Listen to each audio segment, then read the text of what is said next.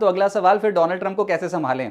पहले वेनेजुएला, फिर क्यूबा, फिर ग्रीनलैंड, सब कुछ ही अपने काबू में करना चाहते हैं और हड़कंप मचा रखा है, ग्लोबल इक्विटी मार्केट से प्रभावित हो रही हैं। ये आपके पहले वाले प्रश्न से कनेक्ट करके पूछ रहा हूँ। जब तक ये चुप नहीं होंगे तब तक लगता है कि अस्थिरता 2026 में बनी रहेगी फाइनेंशियल मार्केट्स में। डोनाल्ड ट्रंप को कैसे संभालें, ये तो विश्व के कोई भी नेता नहीं कर पा रहे हैं, तो मैं क्या सलाह दूं इस पर।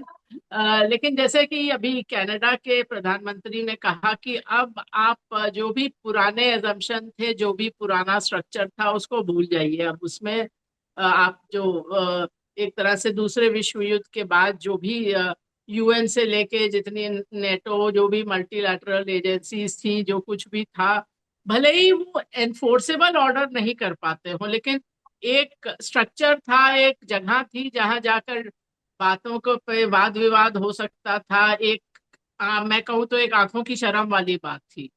जो रहीम का दोहा है ना, रहीमन पानी राखिए बिन पानी सब सून, पानी गए ना उबरे मोती मानस चून।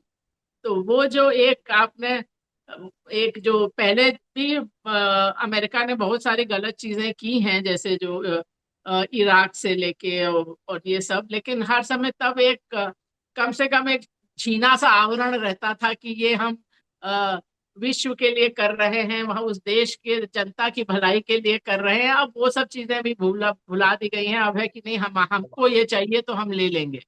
तो अब तो वही हो गया कि जिसकी लाठी उसकी भैंस वाली बात है। तो अब पूरे विश्व को ही अपने आप को सोचना पड़ेगा कि आप उनके पास कितना अ, असल में क्या शक्ति है। अब आप एक दूसरे पे भरोसा नहीं कर सकते हैं।